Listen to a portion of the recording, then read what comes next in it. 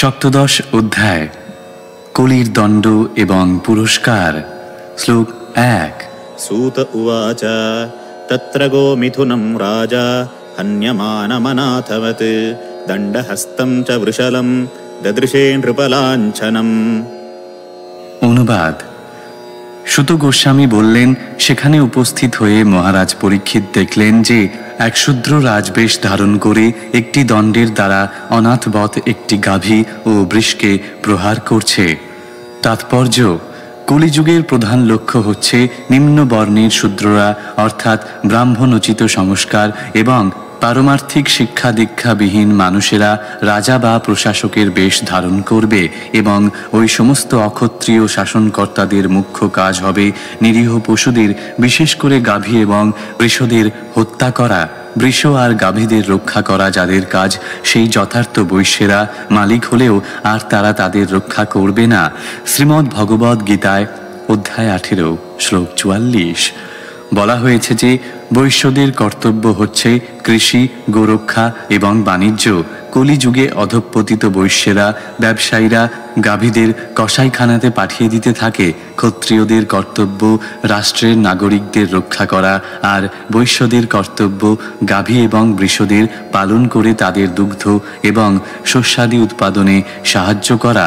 কিন্তু কলিযুগে শূদ্র শ্রেণীর লোকেরা প্রশাসকদের পদে অভিষিক্ত হয়ে রয়েছে, আর গাভী এবং বৃষেরা অর্থাৎ মাতা এবং পিতারা বৈশ্যদের দ্বারা সুরক্ষিত না হয়ে শূদ্র প্রশাসকদের দ্বারা সংগঠিত কসাইখানায় বলি হচ্ছে।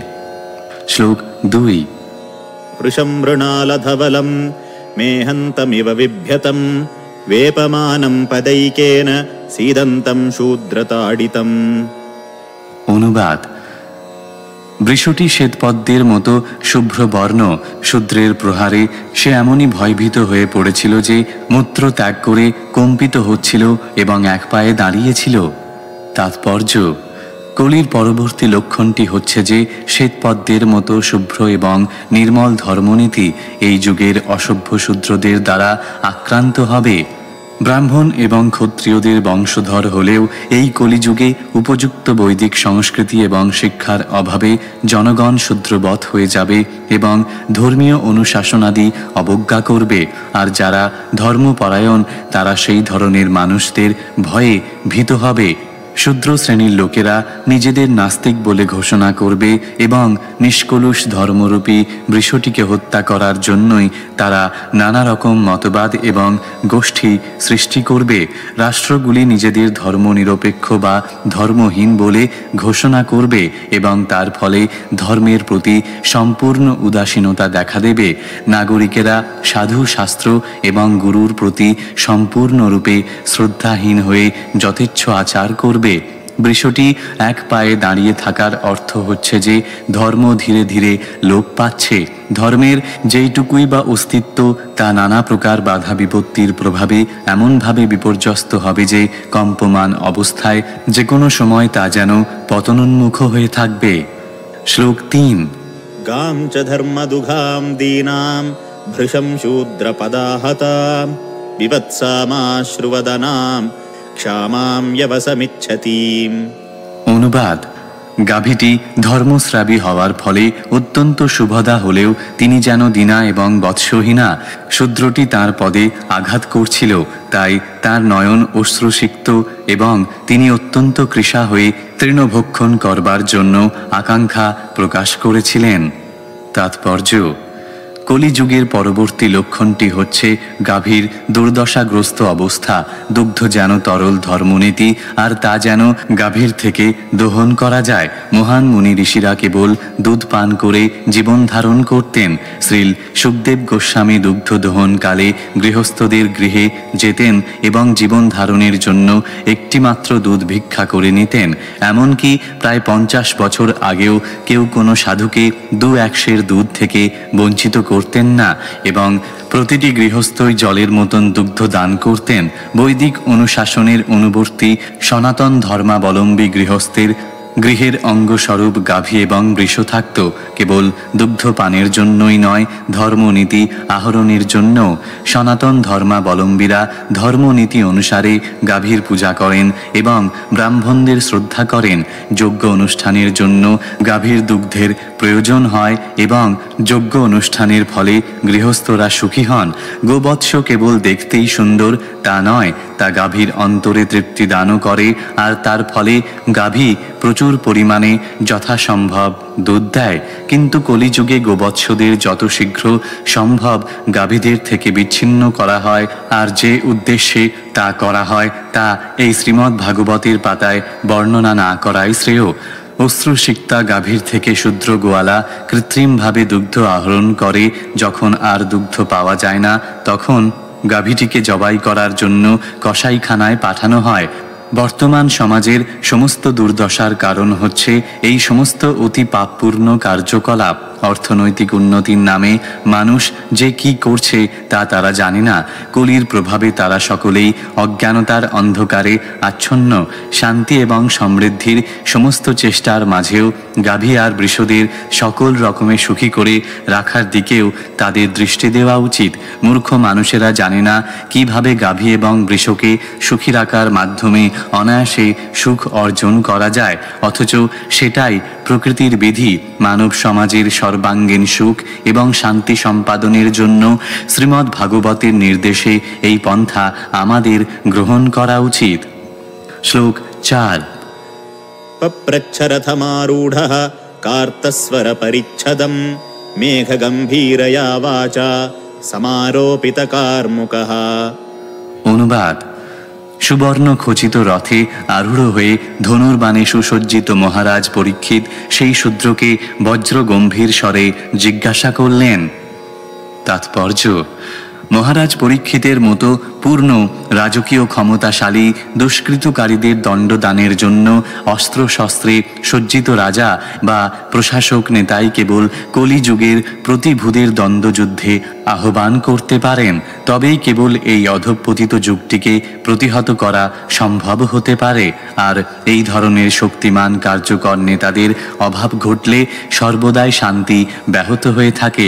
অধঃপতিত জনগণের প্রতিনিধি রূপে নির্বাচিত লোক দেখানো নেতারা কখনোই পরীক্ষিত মহারাজের মতো পরাক্রমশালী রাজার সমতুল্য হতে পারে না।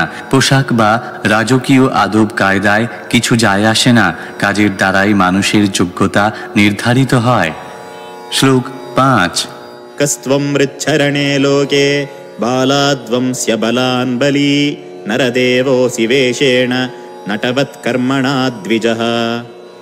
অনুবাদ: তুই কে? বলবান হওয়া সত্ত্বেও তুই এই পৃথিবীতে আমার আশ্রিত অসহায়দের হত্যা করতে সাহস করছিস।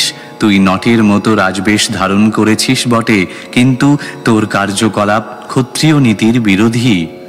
তাৎপর্য: ব্রাহ্মণ, ক্ষত্রিয় এবং বৈশ্যদের দ্বিজ বলা হয় কারণ পিতা মাতার মিলনের মাধ্যমে এই ধরনের উচ্চ বর্ণের মানুষের প্রথম জন্ম হয় এবং তারপর সদ্গুরুর কাছে পারমার্থিক দীক্ষা গ্রহণের মাধ্যমে সংস্কারগত নবজীবন প্রাপ্তিরূপ দ্বিতীয় জন্ম হয়। তাই ক্ষত্রিয় ব্রাহ্মণের মতো দ্বিজ এবং তার কর্তব্য অসহায়দের রক্ষা করা। অসহায়দের রক্ষা এবং দুরাচারীদের তিরস্কারের জন্যই ক্ষত্রিয় রাজাকে ভগবানের প্রতিনিধি রূপে বিবেচনা করা হয়ে থাকে। যখনই প্রশাসকদের এই নিয়ম মাফিক কাজের ব্যতিক্রম হয়, তখনই ভগবৎ ভাবাপন্ন রাজ্য পুনঃস্থাপনার জন্য ভগবানের অবতরণ ঘটে। কলিযুগে হতভাগ্য অসহায় পশু, বিশেষ করে গাভী, যাদের সর্বপ্রকারে রক্ষা করা প্রশাসক নেতাদের কর্তব্য, তাদেরই হত্যা করা হচ্ছে। সুতরাং যাদের চোখের সামনেই এই ধরনের অনাচার হয়, তারা কেবল নামে মাত্রই ভগবানের প্রতিনিধি। দরিদ্র নাগরিকদের এই ধরনের শক্তিমান নেতারা কেবলই সাজ পোশাকে বা পদমর্যাদায় নেতা হবার অভিনয় করে থাকে, কিন্তু প্রকৃতপক্ষে তারা দ্বিজত্বের সংস্কৃতিগত সম্পদ থেকে বিচ্যুত অপদার্থ শূদ্র মাত্র। পারমার্থিক সংস্কৃতিবিহীন নিম্ন শ্রেণীর মানুষদের কাছ থেকে কোনোই ন্যায় বিচার অথবা যথাযথ সমভাবাপন্ন আচরণ কেউ প্রত্যাশা করতে পারে না। তাই রাষ্ট্রনেতাদের অপশাসনের ফলে কলিযুগে প্রত্যেকেই অসন্তুষ্ট। আধুনিক মানব সমাজ পারমার্থিক সংস্কৃতিগত দ্বিজত্ব থেকে বঞ্চিত। তাই অদ্বিজদের দ্বারা গঠিত জনগণের সরকার দ্বিজত্ব প্রাপ্ত নয় বলে তা নিশ্চয়ই কলির সরকার, যেখানে সকলেই অসন্তুষ্ট। শ্লোক 6। यस्त्वं कृष्णे गते दूरं सह गाण्डीव धन्वना शोच्योऽस्य शोच्यान् रहसि प्रहरन् वधमर्हसि।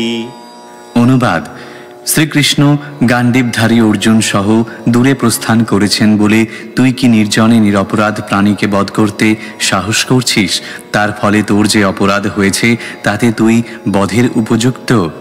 তাৎপর্য: যে সভ্যতায় ভগবান স্পষ্টতই বর্জিত হয়েছেন এবং যেখানে অর্জুনের মতো মহাবলী ভক্ত নেই, সেখানে দুর্নীতিপরায়ণ পরিবেশের সুযোগ নিয়ে কলির অনুচরেরা নির্জনে কসাইখানায় গাভীর মতো নিরীহ প্রাণীদের হত্যা করার সুযোগ নেয়।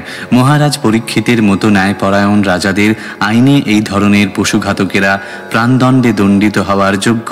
নির্জন স্থানে নিরীহ শিশুকে যদি কেউ হত্যা করে তাহলে যেমন সে প্রাণদণ্ডে দণ্ডিত হওয়ার যোগ্য, ঠিক তেমনি নির্জন স্থানে গাভীর মতো নিরীহ পশুকে যে হত্যা করে ন্যায়পরায়ণ রাজার বিচারে সে প্রাণদণ্ডে কাজের হওয়ার যোগ্য। শ্লোক 7।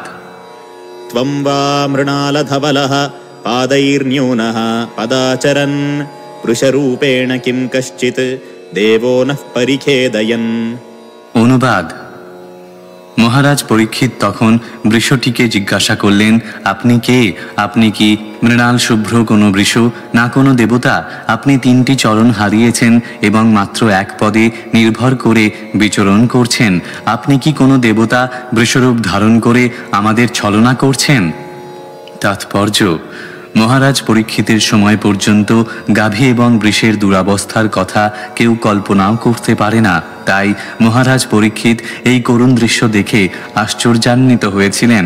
তাই তিনি জানতে চেয়েছিলেন গাভী এবং বৃষের ভবিষ্যৎ সম্বন্ধে ইঙ্গিত করার জন্য কোনো দেবতা এই করুণ দশা প্রাপ্ত বৃষের রূপ ধারণ করেছেন কিনা। শ্লোক 8। न जातु कौरवेन्द्राणां दोर्दण्ड परिरम्भिते भूतलेऽनुपतन्त्यस्मिन् विनाते प्राणिनां शुचः। অনুবাদ: কৌরব শ্রেষ্ঠ বীরদের ভুজ বলে সুরক্ষিত কোনো রাজ্যে এই প্রথম আপনাকে অশ্রু জলে অনুতপ্ত হতে দেখলাম। এখনো পর্যন্ত এই পৃথিবীতে রাজকীয় অবহেলার ফলে কারো অশ্রুপাত হতে দেখা যায়নি। তাৎপর্য: মানুষ এবং পশু উভয়েরই জীবন রক্ষা করা রাষ্ট্রীয় সরকারের প্রাথমিক ও প্রধান কর্তব্য। কোনো সরকার অবশ্যই এই নীতি অনুসরণে দ্বিধা করবেন না। এই কলিযুগে রাষ্ট্র ব্যবস্থায় যে সুসংগঠিতভাবে পশু হত্যার আয়োজন করেছে তা দেখে যে কোনো শুদ্ধচিত্ত মানুষই আতঙ্কগ্রস্ত হবেন। বৃষের চোখে জল দেখে পরীক্ষিত মহারাজ শোকার্ত হয়েছিলেন এবং তার রাজ্যে এই ধরনের অভূতপূর্ব ঘটনা ঘটতে দেখে আশ্চর্যান্বিত হয়েছিলেন। মানুষ এবং পশু উভয়েরই জীবন সমানভাবে রক্ষা করা হতো। ভগবানের রাজ্যে সেইটিই হচ্ছে প্রথা। শ্লোক 9। मा सौरभेयात्र शुचो व्येतु ते वृषलाद्भयं मा रोदीरम्भ भद्रं ते खलानां महिषास्तरी। অনুবাদ: হে সুরভিনন্দন, আপনার আর শোক করার প্রয়োজন নেই। নিম্ন শ্রেণীর শূদ্রটিকে ভয় পাওয়ারও দরকার নেই। আর হে গোমাতা, আপনিও আর রোদন করবেন না। দুষ্টদের শাসনকর্তা আমি জীবিত থাকতে আপনার মঙ্গলই হবে। তাৎপর্য: পরীক্ষিত মহারাজের মতো রাজাদের শাসনেই কেবল বৃষ, গাভী এবং অন্যান্য জন্তুদের রক্ষা সম্ভব হয়। পরীক্ষিত মহারাজ ছিলেন সংস্কৃতি সম্পন্ন, পারমার্থিক শিক্ষায় শিক্ষিত ক্ষত্রিয় রাজা। তাই তিনি গাভীকে মাতা রূপে সম্বোধন করেছিলেন। চিৎ জগতের গাভীদের নাম সুরভি এবং তারা বিশেষভাবে শ্রীকৃষ্ণের দ্বারা পালিত হন। ভগবানের রূপ অনুসারে যেমন মানুষদের তৈরি করা হয়েছে, তেমনি চিৎ জগতের সুরভি গাভীদের রূপ অনুসারে এই জগতের গাভীদের তৈরি করা হয়েছে। জড় জগতে মানব সমাজ মানুষদের রক্ষা করে ঠিকই, কিন্তু সুরভি গাভীদের বংশধরদের যারা অলৌকিক খাদ্য দুগ্ধ সরবরাহ করে মানুষদের পালন করে, তাদের রক্ষা করার জন্য কোনো আইন নেই। কিন্তু মহারাজ পরীক্ষিত এবং পাণ্ডবেরা গাভী এবং বৃষের গুরুত্ব পূর্ণরূপে অবগত ছিলেন এবং গোহত্যাকারীদের মৃত্যুদণ্ডে দণ্ডিত করার জন্য তারা প্রস্তুত ছিলেন। গোরক্ষার দাবিতে কখনো কখনো আন্দোলন হয়েছে, কিন্তু ধর্মপরায়ণ রাষ্ট্রনেতার অভাবে এবং উপযুক্ত আইনের অভাবে গাভী এবং বৃষদের রক্ষা করা হচ্ছে না। মহারাজ পরীক্ষিতের পদাঙ্ক অনুসরণ করে মানব সমাজের কর্তব্য গাভী এবং বৃষের গুরুত্ব হৃদয়ঙ্গম করে তাদের রক্ষা করার যথাযথ ব্যবস্থা অবলম্বন করা। কারণ গাভী এবং ব্রাহ্মণ্য সংস্কৃতি রক্ষা করা হলে পরমেশ্বর ভগবান, যিনি গাভী এবং ব্রাহ্মণদের প্রতি বিশেষ দয়াবান, তিনি আমাদের প্রতি প্রসন্ন হবেন এবং প্রকৃত শান্তি এবং সমৃদ্ধি প্রদান করবেন। শ্লোক 10 থেকে 11। গোব্রাহ্মণ হিতায় यस्य राष्ट्रे प्रजाः सर्वाः त्रस्यन्ते साध्व्य साधुभिः तस्य मत्तस्य नश्यन्ति कीर्तिरायुर्भगो गतिः एष राज्ञां परो धर्मो ह्यार्तानामार्तिनिग्रहः अत एनं वधिष्यामि भूतद्रुहमसत्तमम्। অনুবাদ: হে সাধ্বী, যে রাজার রাজ্যে প্রজারা অসৎ ব্যক্তিদের দ্বারা সন্ত্রস্ত হয়, সেই দুরাচার নরপতির যশ, পরমায়ু, সৌভাগ্য ও পরলোকে উৎকৃষ্ট পুনর্জন্মাদি সবই নাশপ্রাপ্ত হয়। উৎপীড়িতদের দুঃখ দুর্দশা দূর করা অবশ্যই রাজার পরম ধর্ম। তাই আমি অতীব জঘন্য এই মানুষটির প্রাণ অবশ্যই সংহার করব, কারণ সে অন্যান্য প্রাণীদের প্রতি হিংস্র হয়ে উঠেছে। তাৎপর্য: যখন কোনো গ্রামে বা নগরে বন্য জন্তুরা উপদ্রব সৃষ্টি করে, তখন পুলিশ অথবা অন্য কেউ তাদের হত্যা করতে উদ্যোগী হয়। তেমনি চোর, ডাকাত এবং খুনিদের মতো সমস্ত অশুভ সমাজ বিরোধীদের তৎক্ষণাৎ বধ করাই সরকারের কর্তব্য। পশু হত্যাকারীদেরও তেমনই শাস্তি প্রাপ্য, কারণ পশুরাও হচ্ছে রাষ্ট্রের প্রজা। প্রজা শব্দটির অর্থ হচ্ছে কোনো রাষ্ট্রে যার জন্ম হয়েছে এবং তার মধ্যে মানুষ এবং পশু দুই থাকছে। রাষ্ট্রের সীমানার মধ্যে যারই জন্ম হয়েছে, রাজার রক্ষা ব্যবস্থার মাধ্যমে জীবনযাপন করার অধিকার তারই রয়েছে। জঙ্গলের পশুরাও রাজার প্রজা এবং তাদেরও বেঁচে থাকার অধিকার রয়েছে। সুতরাং গাভী এবং বৃষ প্রভৃতি গৃহপালিত পশুদের কথা আর বলার কি আছে? কোনো প্রাণী যদি অন্যান্য প্রাণীদের সন্ত্রস্ত করে, তাহলে সে মহা দুরাচারী এবং রাজার কর্তব্য তেমন উপদ্রবকারীকে তৎক্ষণাৎ হত্যা করা। যেমন কোনো বন্য পশু উৎপাত করলে তাকে হত্যা করা হয়, তেমনি কোনো মানুষ যদি অনর্থক বনের পশু বা অন্যান্য প্রাণীদের হত্যা করে বা সন্ত্রস্ত করে, তাকেও তৎক্ষণাৎ অবশ্যই দণ্ড দেওয়া উচিত। পরমেশ্বর ভগবানের আইনে সমস্ত প্রাণী যে কোনো শরীরেই থাকুক, সকলেই ভগবানের সন্তান এবং প্রাকৃতিক নিয়ম বিধি অনুসারে অনুমোদিত না হলে অন্যায়ভাবে তাদের হত্যা করার কোনো অধিকার কারো নেই। কোনো বাঘ জীবন ধারণের জন্য কোনো পশু হত্যা করতে পারে, কিন্তু কোনো মানুষ তার জীবন ধারণের জন্য পশু হত্যা করতে পারে না। ভগবানের সেটাই আইন, যিনি স্থির করেছেন যে জীবকে আহার করেই জীব প্রাণ ধারণ করবে। অতএব শাকাহারী প্রাণীরাও অন্য জীবদের আহার করে জীবন ধারণ করে। সুতরাং যে সমস্ত আহার ভগবানের আইনে নির্ধারিত হয়েছে, সেগুলি আহার করেই জীবের জীবন ধারণ করা উচিত। ঈশোপনিষদে উপদেশ দেওয়া হয়েছে, ভগবানের নির্দেশ অনুসারে জীবনযাপন করার জন্য নিজের খেয়াল খুশি মতো নয়, বিভিন্ন প্রকার শস্য, ফল, দুধ ইত্যাদি আহার করে জীবন ধারণ করার নির্দেশ ভগবান মানুষকে দিয়েছেন এবং কোনো কোনো বিশেষ অবস্থা ছাড়া মানুষের পক্ষে মাংস আহারের কোনোই প্রয়োজন নেই।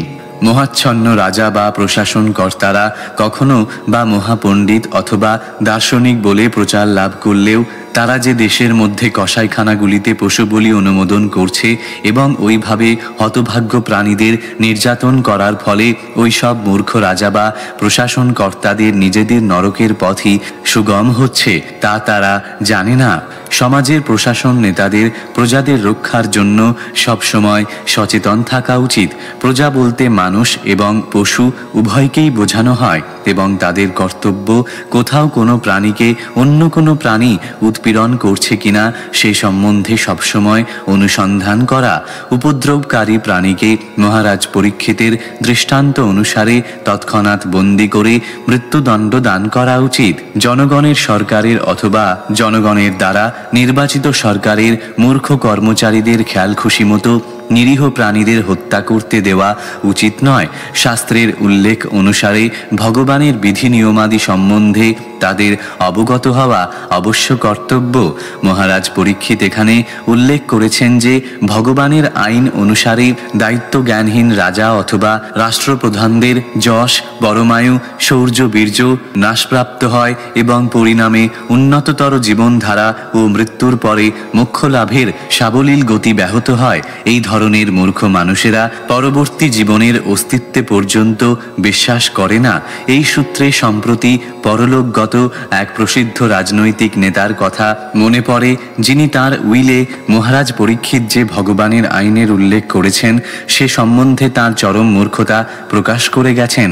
সেই রাজনৈতিক নেতাটি ভগবানের আইন সম্বন্ধে এতই অজ্ঞ ছিলেন যে তিনি লিখে গেছেন, আমি এই ধরনের কোনো অনুষ্ঠানে বিশ্বাস করি না এবং মানতে চাই না। এমনকি গতানুগতিক ধারা হিসাবে সেটা মেনে নিলেও তা হবে কপটতা এবং তার ফলে আমাদের নিজেদের এবং অন্যদের প্রতারণা করা হবে। এই বিষয়ে আমার কোনো রকম ধর্মীয় ভাব প্রবণতা নেই। আধুনিক যুগের এই ধরনের বিখ্যাত রাজনীতিবিদের উক্তি এবং মহারাজ পরীক্ষিতের উক্তির মধ্যে আমরা এক বিরাট পার্থক্য দেখতে পাই। শাস্ত্রের অনুশাসন অনুসারে মহারাজ পরীক্ষিত ছিলেন ধার্মিক, সেক্ষেত্রে আধুনিক রাজনীতিবিদটি নিজেরই বিশ্বাস এবং ভাব প্রবণতা মেনে চলেছেন। জড় জগতের যে কোনো মহৎ ব্যক্তি, তিনি আর যাই হন না কেন, একটি বদ্ধ জীব। জরা প্রকৃতির রজ্জুতে তার হাত পা বাঁধা, কিন্তু তা সত্ত্বেও সেই মূর্খবদ্ধ জীব তার নিজের খেয়াল খুশির আবেগে কাজ করবার মতো স্বাধীন বলে নিজেকে মনে করে। এর সিদ্ধান্ত এই যে পরীক্ষিত মহারাজের সময়ে জনগণ সুখে ছিল এবং পশুদের যথাযথভাবে রক্ষা করা হতো, কারণ প্রশাসনকর্তা ভগবানের বিধিবিধান সম্বন্ধে অজ্ঞ ছিলেন না বা খামখেয়ালিপনা করতেন না। মূর্খ অবিশ্বাসী প্রাণীরা ভগবানের অস্তিত্ব অস্বীকার করতে চায় এবং অত্যন্ত দুর্লভ মনুষ্য জীবনের বিনিময়ে তারা নিজেদের ধর্ম নিরপেক্ষ বলে প্রতিপন্ন করতে চায়।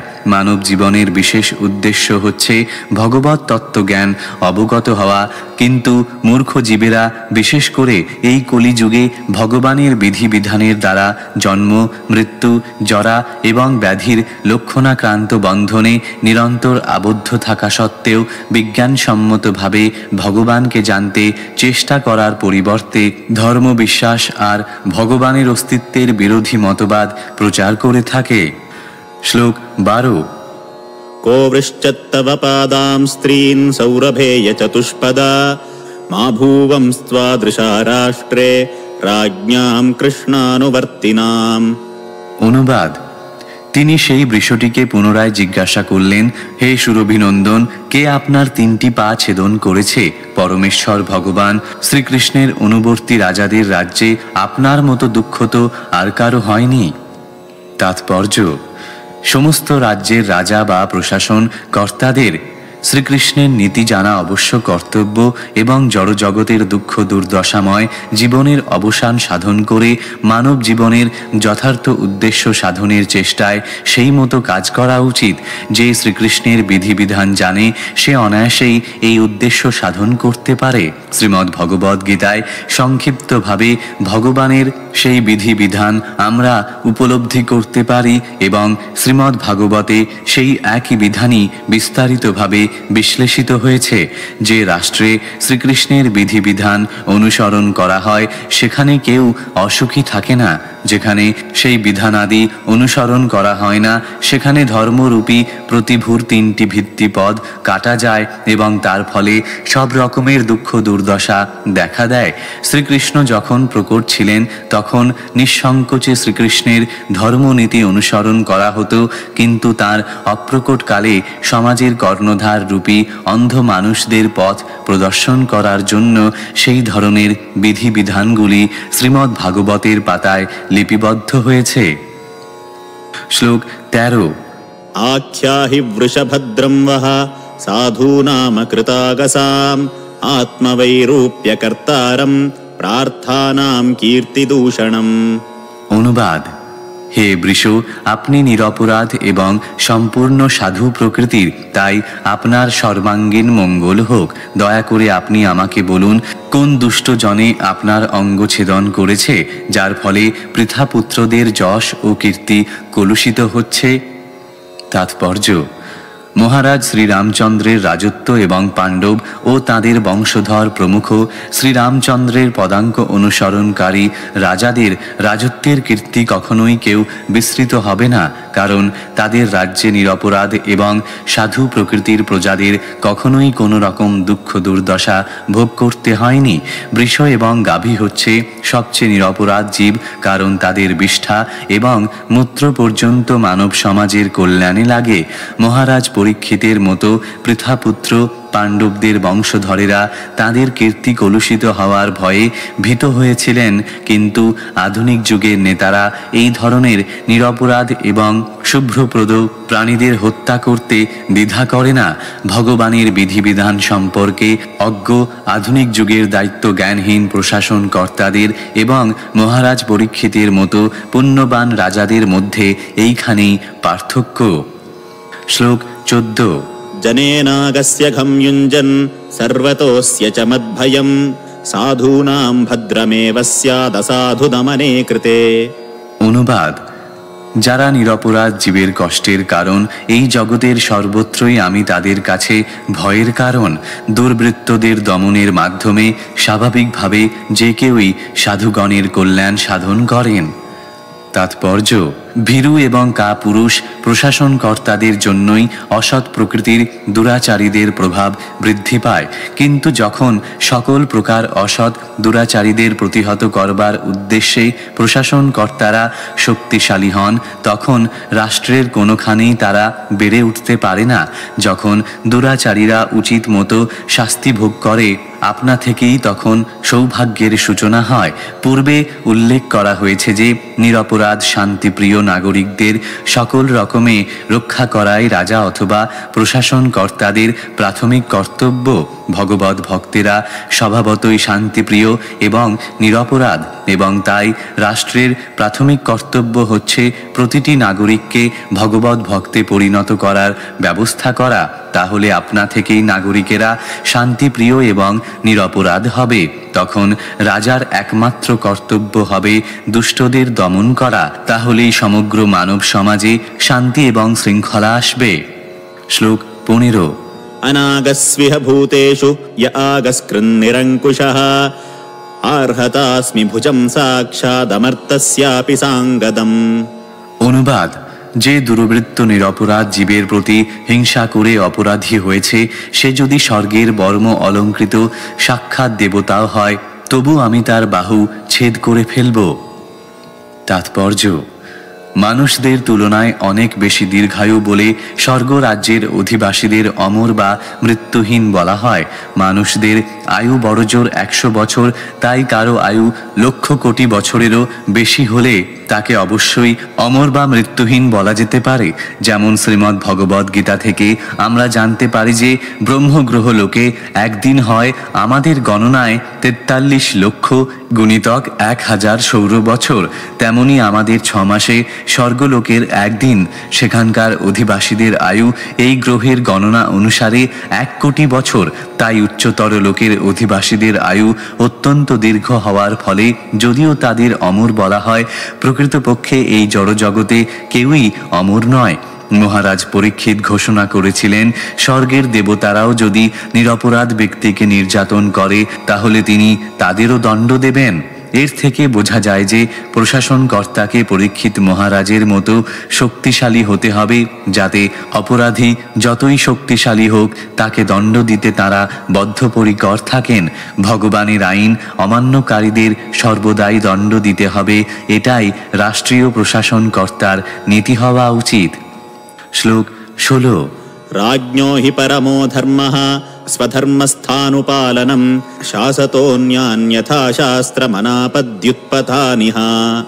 অনুবাদ: যারা শাস্ত্রের অনুশাসন অনুসারে নিজ নিজ ধর্ম পালন করেন তাদের পালন করা, এবং যখন জরুরি অবস্থা থাকে না তখনও যারা শাস্ত্রবিধি উল্লঙ্ঘন করে আপদশূন্য স্বাভাবিক কালেও বিপদগামী হয় তাদের যথাশাস্ত্র তিরস্কার করাই শাসনকারী রাজার পরম ধর্ম। তাৎপর্য: শাস্ত্রে আপদধর্ম বা বিশেষ সংকটকালে কর্তব্য কর্মের উল্লেখ করা হয়েছে। যেমন কোনো বিশেষ সংকটকালে বিশ্বামিত্র ঋষিকে কুকুরের মাংস আহার করে জীবন ধারণ করতে হয়েছিল।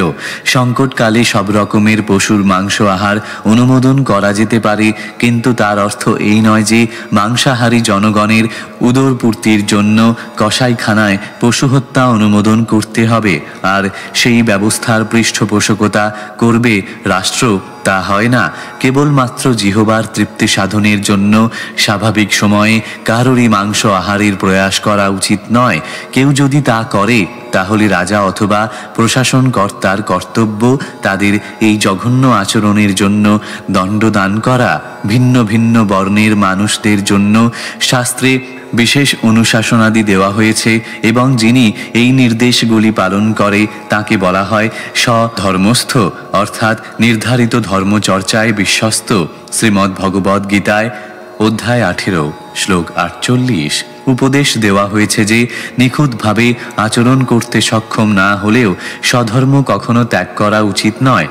সংকটকালে পারিপার্শ্বিক অবস্থার চাপে ওইসব স্বধর্ম লঙ্ঘন করা যেতে পারে, কিন্তু স্বাভাবিক পরিবেশে সেগুলি কখনো লঙ্ঘন করা উচিত নয়। যাতে কেউ তার স্বধর্ম পরিবর্তন না করে তা দেখা এবং স্বধর্মনিষ্ঠ ব্যক্তিদের পালন করা রাষ্ট্রীয় প্রশাসনকর্তার কর্তব্য। যারা শাস্ত্রের অনুশাসন লঙ্ঘন করে তারা শাস্ত্রের বিধান অনুসারে দণ্ডনীয়, এবং সকলে যাতে কঠোর নিষ্ঠা সহকারে শাস্ত্রবিধি অনুসরণ করে রাজার তা দেখা কর্তব্য। শ্লোক 17 ধর্ম উবাচ এতদ্বঃ পাণ্ডবেয়ানাম যুক্তমার্তা ভয়ং বচঃ এষা গুণগণৈঃ কৃষ্ণো দৌত্যাদৌ ভগবান কৃতঃ। অনুবাদ: ধর্মরাজ বললেন, যে পাণ্ডবদের ভক্তি ভাবময় গুণ বৈশিষ্ট্যাদিতে বিমুগ্ধ হয়ে ভগবান শ্রীকৃষ্ণ পর্যন্ত দৈত্যাদি কর্তব্য কর্ম পালন করেছিলেন, আপনি সেই পাণ্ডবদেরই বংশধরের মতো উপযুক্ত কথাই বলেছেন। তাৎপর্য: মহারাজ পরীক্ষিত ধর্মপরায়ণ ব্যক্তিদের পালন করার যে আশ্বাস দিয়েছিলেন এবং দুরাচারীদের দণ্ডদানের নির্ভীকতা ব্যক্ত করেছিলেন, সেটা তার যথার্থ ক্ষমতার অত্যুক্তি হয়নি। তিনি ঘোষণা করেছিলেন যে স্বর্গের দেবতারাও যদি ধর্মের অনুশাসন লঙ্ঘন করেন তাহলে তারাও তার কঠোর শাসন ব্যবস্থা পরিহার করতে পারবেন না। তিনি বৃথা গর্ব করেননি, কারণ ভগবানের ভক্ত ভগবানেরই মতো শক্তিশালী, এমনকি কখনো বা ভগবানের কৃপায় তারা ভগবানের থেকেও অধিক শক্তিশালী হন, এবং ভক্তের প্রতিজ্ঞা যত অসম্ভবই হোক ভগবানের কৃপায় কখনোই তা নিষ্ফল হয় না। পাণ্ডবেরা ভগবানের প্রতি ঐকান্তিকভাবে ভক্তিপরায়ণ হওয়ার ফলে এবং সম্পূর্ণরূপে শরণাগত হওয়ার ফলে ভগবান তাদের সারথ্য গ্রহণ করেছিলেন বা কখনো তাদের পুত্রবাহক হয়েছিলেন। পূর্ণ প্রেম এবং ভক্তি সহকারে ভগবানের সেবা ছাড়া যারা আর কিছুই জানেন না, সেই অনন্য ভক্তদের সেবা করে ভগবান আনন্দ উপভোগ করেন। ভগবানের সখা অর্জুনের পুত্র মহারাজ পরীক্ষিত তাঁর পিতামহেরই মতো ভগবানের শুদ্ধ ভক্ত ছিলেন, এবং তাই ভগবান সর্বদাই তার সঙ্গে ছিলেন। এমনকি তার মাতৃগর্ভে অবস্থানকালেও অশ্বত্থামার জ্বলন্ত ব্রহ্মাস্ত্রের আক্রমণ থেকে ভগবান স্বয়ং তাকে রক্ষা করেছিলেন। ভক্তকে ভগবান সর্বদাই রক্ষা করেন, এবং তাই মহারাজ পরীক্ষিতের আশ্বাস বাণী কখনোই নিরর্থক ছিল না। ধর্মরাজ তা যথার্থভাবেই স্বীকার করেছিলেন এবং পরীক্ষিত মহারাজকে তার মহানুভব মর্যাদার উপযোগী উদ্যোগের জন্য ধন্যবাদ জ্ঞাপন করেছিলেন। শ্লোক 18 ন বয়ং ক্লেশ বীজানি যতস্যুঃ পুরুষর্ষভা পুরুষং তং বিজানীমো বাক্যভেদ বিমোহিতাঃ। অনুবাদ: হে নরশ্রেষ্ঠ, কোন বিশেষ দুরাচারী যে আমাদের দুঃখ দুর্দশা ঘটিয়েছে তা নির্ণয় করা খুবই কঠিন, কারণ বহু মতাবলম্বী দার্শনিকদের বিভিন্ন সব অভিমতের দ্বারা আমরা বিমুগ্ধ হয়ে গেছি। তাৎপর্য, এই জগতে বহু মতাবলম্বী দার্শনিকেরা কার্যকারণ সম্পর্কে, বিশেষ করে দুঃখের কারণ সম্পর্কে আর বিভিন্ন জীবের উপরে তার প্রভাব নিয়ে তাদের নিজেদের মতবাদ উপস্থাপন করে থাকে। মোটামুটি 6 জন মহাদার্শনিক হলেন বৈশেষিক দর্শনের প্রণেতা কনাদ, ন্যায়ের প্রণেতা গৌতম, যোগের প্রণেতা পতঞ্জলি, সাংখ্য দর্শনের প্রণেতা কপিল, কর্মমীমাংসার প্রণেতা জৈমিনী এবং বেদান্ত দর্শনের প্রণেতা ব্যাসদেব। যদিও বৃষরূপী ধর্ম এবং গাভীরূপী ধরনী যথার্থই জানতেন যে কলি হচ্ছে তাদের দুঃখের সাক্ষাৎ হেতু, তথাপি ভগবৎ ভক্ত হওয়ার ফলে তারা ভালোভাবেই জেনেছিলেন যে ভগবানের অনুমোদন ছাড়া কেউই তাদের সংকটাপন্ন করতে পারে না। পদ্মপুরাণ অনুসারে প্রারব্ধ পাপ কর্মের চারাগাছে ফল ধরার জন্যই আমাদের এখন ক্লেশ ভোগ হচ্ছে, কিন্তু সেই প্রারব্ধ পাপের চারাগুলিও শুদ্ধ ভগবৎ ভক্তি অনুশীলনের মাধ্যমে ধীরে ধীরে বিলীন হয়ে যায়। তাই দুষ্কৃতকারীদের দেখলেও ভগবৎ ভক্তেরা তাদের ক্লেশের জন্য কাউকে দোষারোপ করেন না। তারা স্বীকার করে নেন যে কোনো পরোক্ষ কারণের প্রভাবেই সেই দুরাচারটি তার কর্ম করছে এবং তাই তারা সমস্ত দুঃখ দুর্দশাকে ভগবানের কৃপা বলে মনে করে গ্রহণ করেন। তারা মনে করেন যে নেহাত কোনো দুর্ঘটনা ঘটাচ্ছিল, কিন্তু ভগবানের কৃপায় অল্পের উপর দিয়ে তা কেটে গেল। মহারাজ পরীক্ষিত তাঁদের কাছ থেকে জানতে চেয়েছিলেন যে দুষ্কৃতকারী ব্যক্তিটি কে, কিন্তু উপরোক্ত মনোভাবের ফলে তারা তা জানালেন না। মনোধর্মী দার্শনিকেরা অবশ্য স্বীকার করে না যে ভগবানের অনুমোদনই হচ্ছে পরম কারণ। পক্ষান্তরে তাদের নিজস্ব জল্পনা কল্পনার মাধ্যমে দুঃখের কারণ নির্ধারণ করার চেষ্টা করে, যা পরবর্তী শ্লোকগুলিতে বর্ণিত হবে। শ্রীলজীব গোস্বামীর মতে এই ধরনের মনোধর্মী দার্শনিকেরা বিভ্রান্ত এবং মোহাচ্ছন্ন। তাই তারা পরমেশ্বর ভগবানকে সর্বকারণের পরম কারণ বলে জানতে পারে না। শ্লোক 19। কেচিদ্বিকল্পবসনা আহুরাত্মানমাত্মনঃ দেবন্ময়ে পরে কর্ম স্বভাবমপরে প্রভুম। অনুবাদ: কিছু দার্শনিক যারা সব রকমের দৈত্যভাব অস্বীকার করেন, তারা প্রচার করেন যে জীব নিজেই নিজের সুখ দুঃখের জন্য দায়ী। অন্যেরা বলে যে অতিমানবীয় শক্তি সুখ দুঃখের জন্য দায়ী। আবার অন্যেরা বলে যে কর্মই সুখ দুঃখের কর্তা। তেমনি আবার জড়বাদীরা বলে যে স্বভাব বা প্রকৃতি আমাদের সুখ দুঃখের পরম কারণ। তাৎপর্য: পূর্বে উল্লেখ করা হয়েছে যে জৈমিনী প্রমুখ দার্শনিক এবং তাদের অনুগামীদের মতে কর্মই হচ্ছে সুখ এবং দুঃখের কারণ। আর যদি কোনো অলৌকিক শক্তি সম্পন্ন ঈশ্বর বা নিয়ন্তা থেকে থাকেন, তাহলে তিনি কর্মের অধীন, কারণ তারা কর্ম অনুসারে ফল প্রদান করে থাকেন। তারা বলেন যে কর্ম স্বতন্ত্র নয়, কারণ কর্তার দ্বারাই কর্ম সম্পাদিত হয়। তাই কর্তাই হচ্ছেন তাঁর সুখ এবং দুঃখের প্রকৃত কারণ। শ্রীমদ্ ভগবদ্ গীতায় অধ্যায় 6 শ্লোক 5 প্রতিপন্ন হয়েছে যে জড়জগতের প্রভাব থেকে মুক্ত মনের দ্বারা জড়জগতের দুঃখ দুর্দশার বন্ধন থেকে মুক্ত হওয়া যায়। তাই মনের আসক্তির প্রভাবে জড়জগতের বন্ধনে আবদ্ধ হওয়া উচিত নয়। মন আমাদের বন্ধুরূপে এবং শত্রুরূপে জড় সুখ এবং দুঃখ প্রদান করে। নিরীশ্বর জড়বাদী সাংখ্য দার্শনিকদের মতে জড়া প্রকৃতি সর্বকারণের পরম কারণ। তাদের মতে প্রকৃতির উপাদানগুলির সমন্বয়ের ফলে সুখ এবং দুঃখের উদ্ভব হয় এবং সেই উপাদানগুলির বিয়োজনের মাধ্যমে কেবল সমস্ত দুঃখ দুর্দশার নিবৃত্তি হয়। গৌতম এবং কনাদের মতে পরমাণুর সমন্বয় সব কিছুর কারণ। আর অষ্টাবক্র প্রমুখ নির্বিশেষবাদীদের মতে ব্রহ্ম হচ্ছে সর্বকারণের পরম কারণ।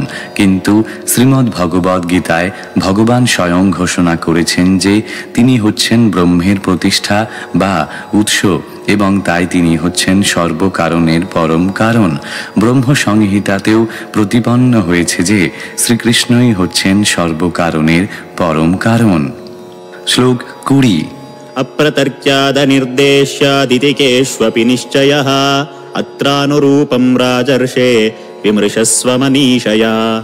অনুবাদ: কিছু মনীষী আছেন যারা বিশ্বাস করেন যে যুক্তি বিচারের সাহায্যে দুঃখ শোকের কারণ নির্ণয় করতে কেউ পারে না, বা কল্পনার সাহায্যেও তা জানতে পারে না, অথবা ভাষায় প্রকাশ করতেও পারে না। হে রাজর্ষি, আপনার নিজের মনীষার সাহায্যে এই সকল বিষয় চিন্তা করে আপনি নিজেই বিচার করুন।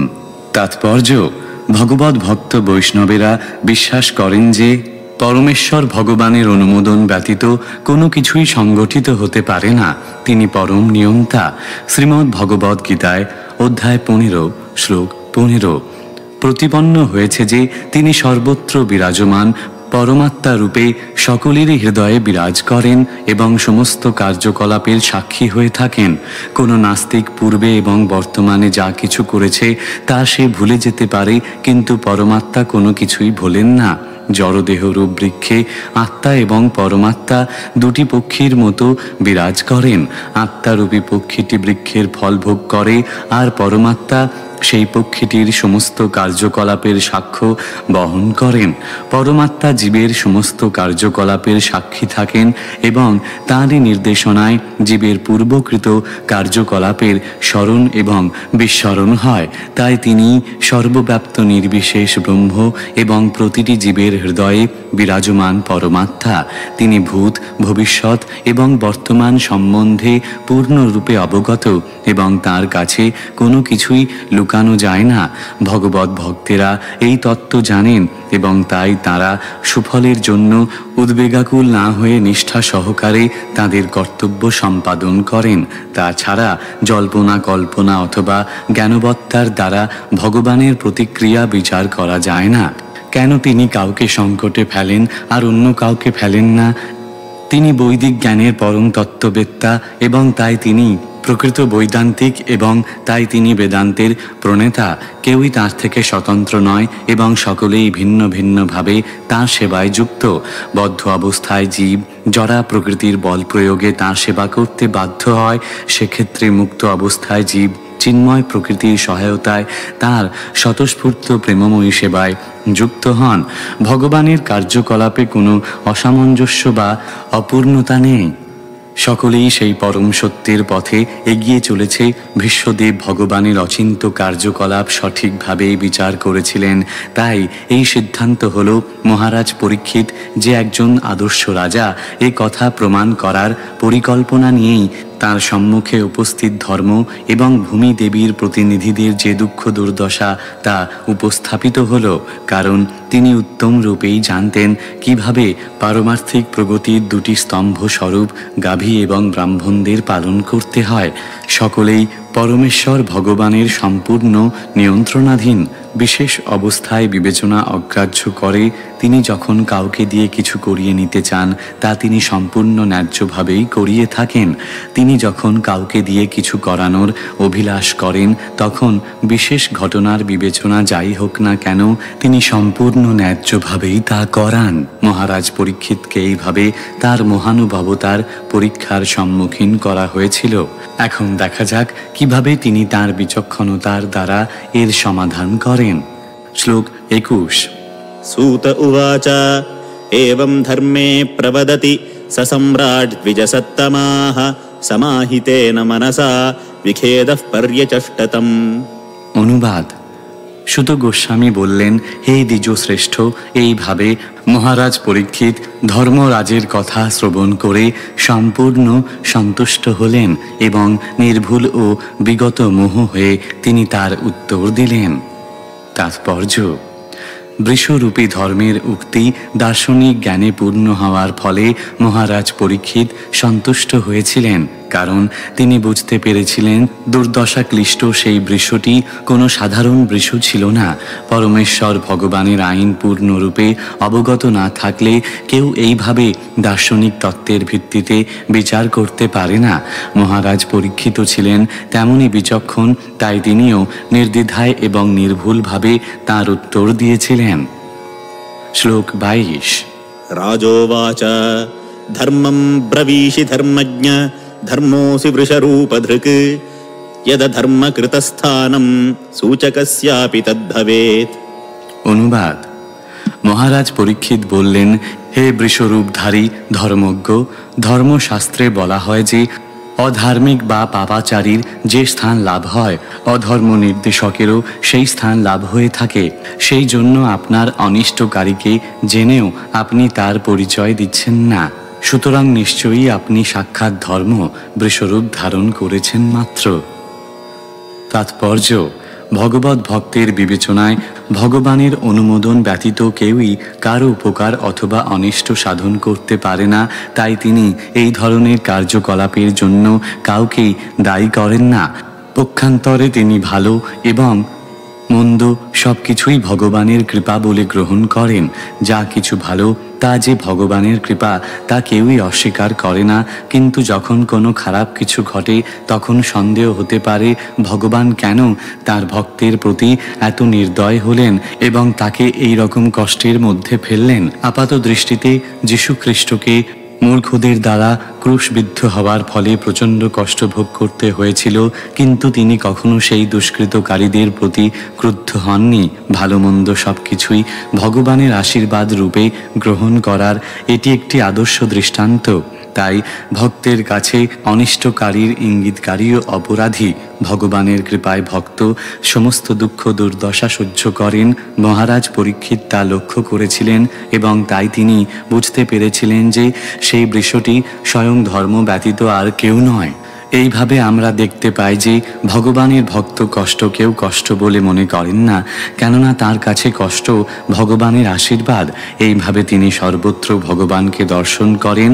যদিও সকলেই রাজার কাছে অভিযোগ করতে পারে, কিন্তু কলি কর্তৃক নির্যাতিত হওয়া সত্ত্বেও সেই গাভী এবং বৃষটি মহারাজ পরীক্ষিতের কাছে কোনো অভিযোগ করেননি।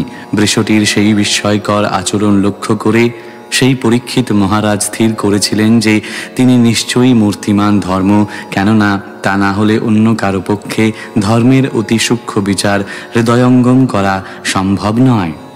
শ্লোক 23।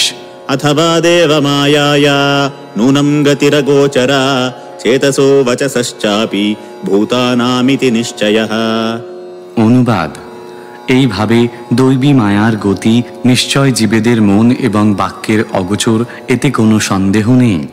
তাৎপর্য: এখানে প্রশ্ন হতে পারে, ভগবানকে সব কিছুর পরম কর্তা বলে জানলেও ভক্ত কেন দুষ্কৃতকারীর পরিচয় প্রকাশ করবে না?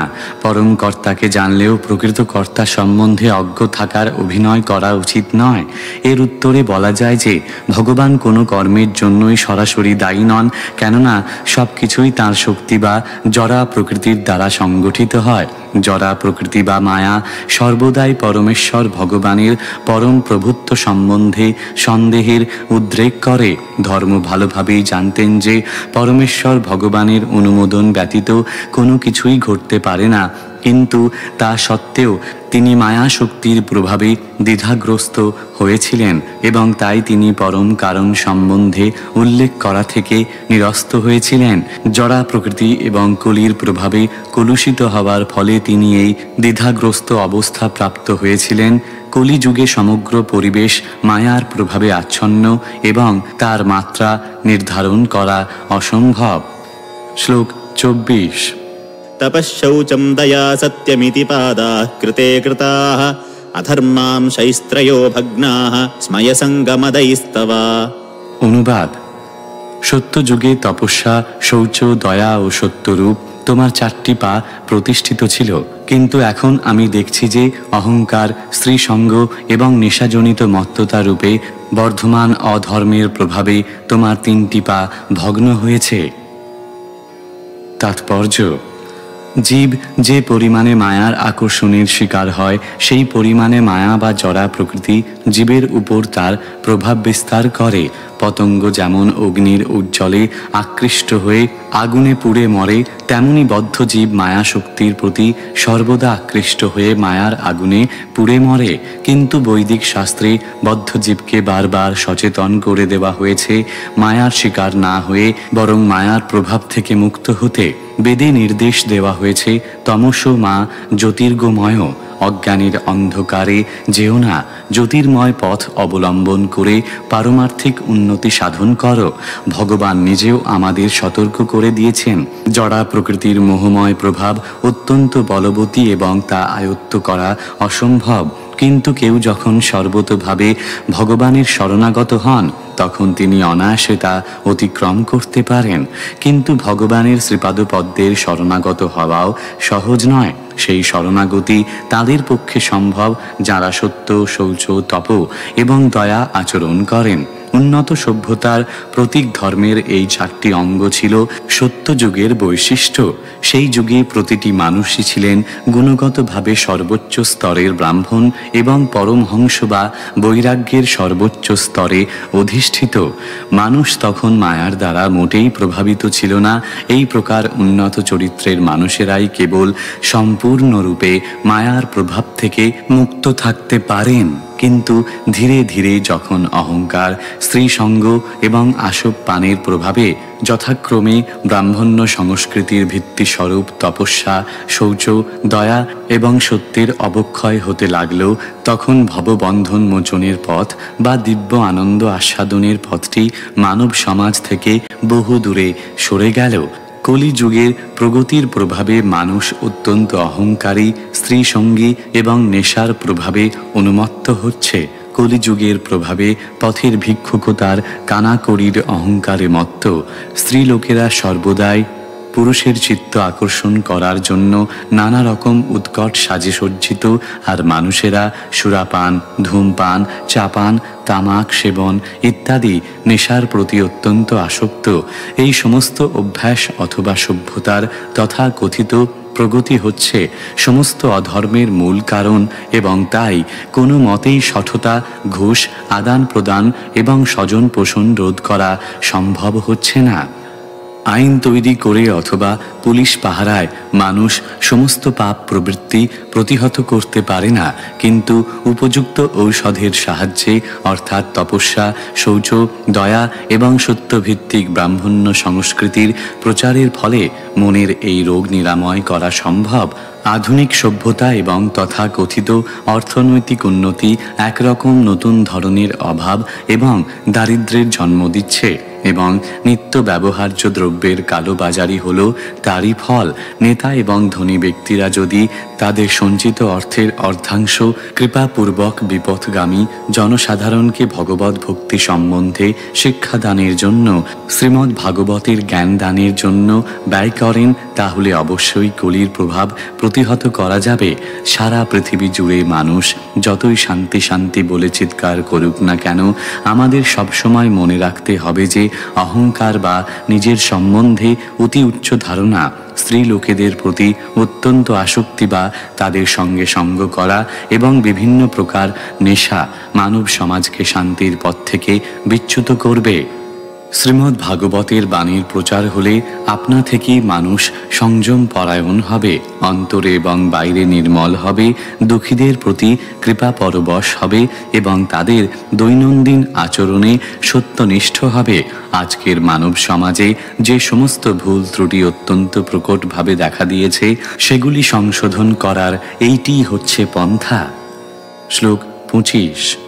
ইদানীং ধর্মপাদস্তে সত্যম নির্বর্তয়েদ্যতঃ তম জিঘৃক্ষত্যধর্মোয়ম অনৃতেনৈধিতঃ কলিঃ। অনুবাদ: এখন আপনি সত্যরূপ একটি মাত্র পায়ের উপর ভর করে কোনো মতে দাঁড়িয়ে আছেন, কিন্তু এই অধর্মরূপী কলি ক্রমশ প্রবঞ্চনার দ্বারা সংবর্ধিত হয়ে আপনার ওই পথটিও ধ্বংস করার চেষ্টা করছে। তাৎপর্য: ধর্ম মানুষের মন গড়া কতকগুলি বিধি বা মতবাদের উপর নির্ভর করে না, পক্ষান্তরে তা প্রতিষ্ঠিত হয় তপস্যা, শৌচ, দয়া এবং সত্যের যথাযথ আচরণের ভিত্তিতে। শৈশব থেকেই মানুষকে এই সমস্ত নৈতিক আচরণগুলি অভ্যাস করার শিক্ষা দেওয়া অবশ্য কর্তব্য। তপস্যার অর্থ পারমার্থিক উন্নতি সাধনের জন্য স্বেচ্ছায় দৈহিক ক্লেশ স্বীকার করা, যেমন উপবাস করা। মাসে 2 দিন অথবা 4 দিন উপবাস করার তপশ্চর্যা স্বেচ্ছায় অনুশীলন করা উচিত এবং তা কেবল পারমার্থিক উন্নতি সাধনের জন্যই করা উচিত। কোনো রকম রাজনৈতিক বা অন্য কোনো উদ্দেশ্যে তা করা উচিত নয়।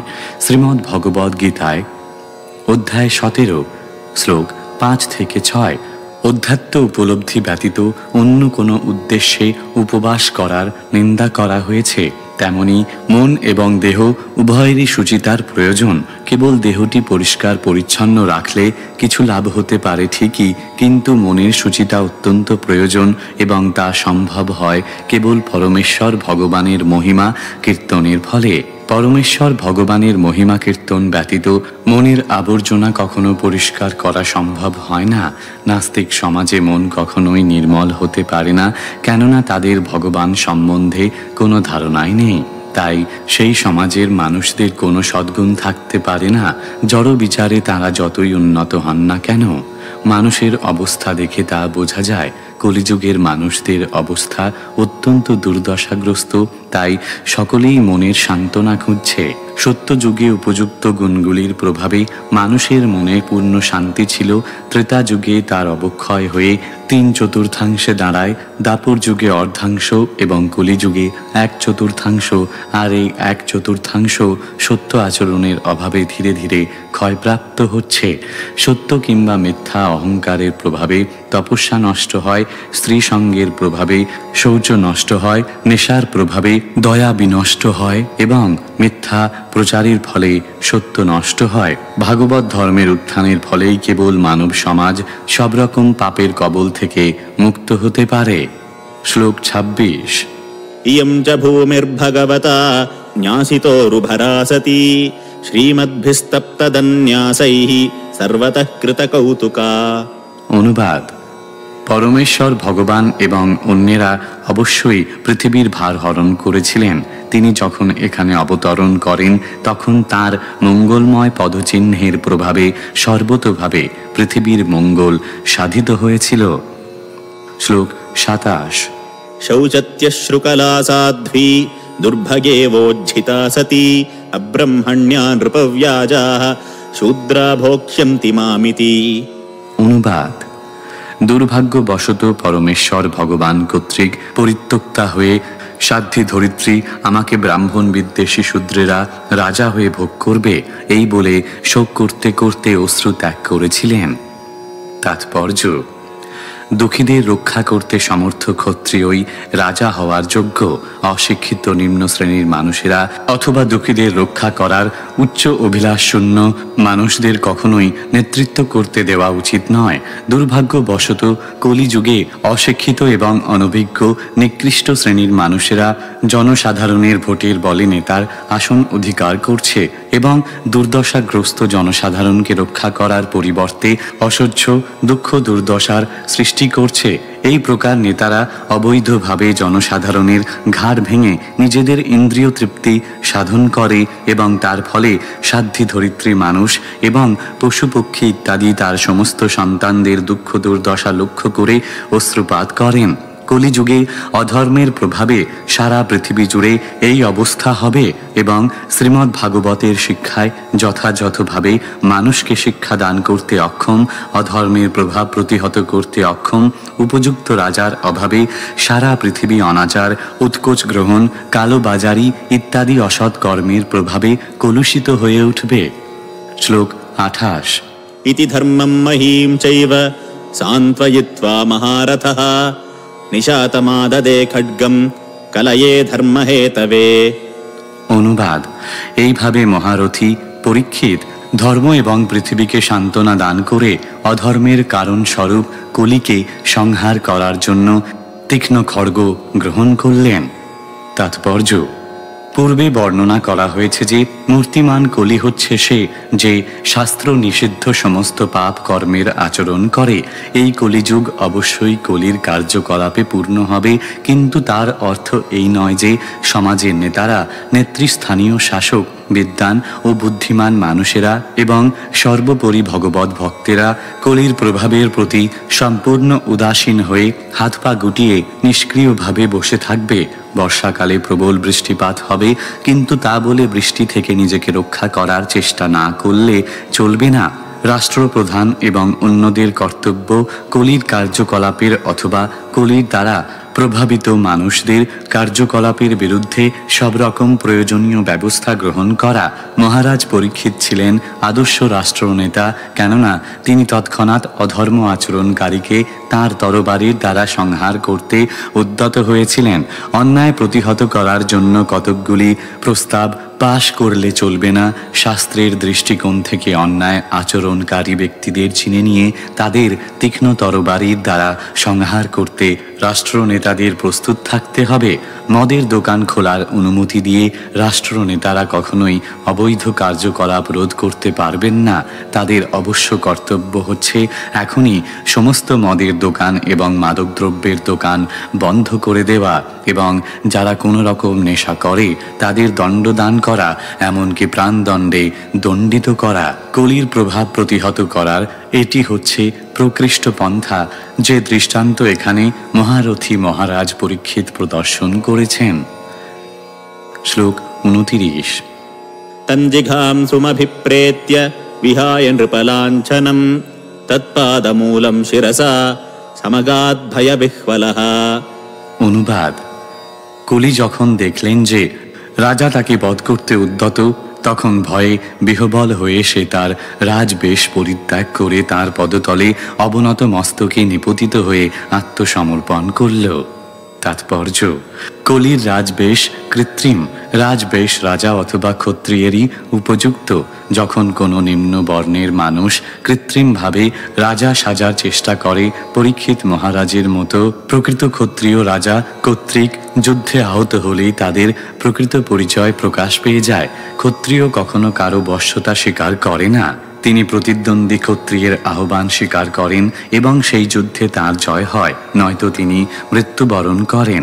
আত্মসমর্পণ কাকে বলে তা প্রকৃত ক্ষত্রিয় জানেন না। কলিযুগে বহু প্রতারক রাজা সাজার বা নেতা সাজার চেষ্টা করে, কিন্তু কোনো প্রকৃত ক্ষত্রিয় যখন তাদের যুদ্ধে আহ্বান করে তখন তাদের প্রকৃত পরিচয় প্রকাশ পেয়ে যায়।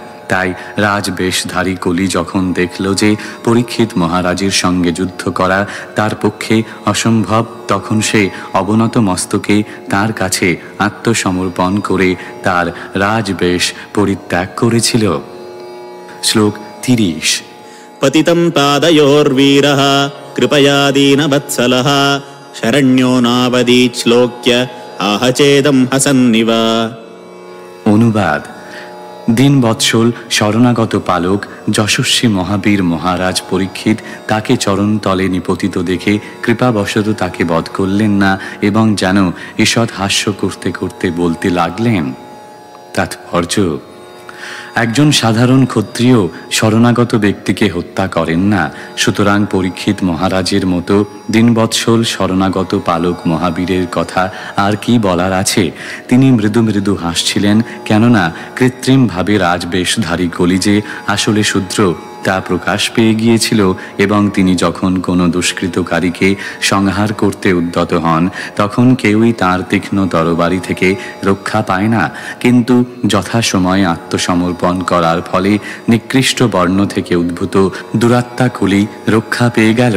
তাই মহারাজ পরীক্ষিতের মহিমা ইতিহাসের পাতায় কৃতিত্ব হয়েছে। তিনি ছিলেন অত্যন্ত দয়ালু এবং দীনবৎসল সম্রাট। তার শত্রুরা পর্যন্ত সম্পূর্ণরূপে তার বশ্যতা স্বীকার করেছিল।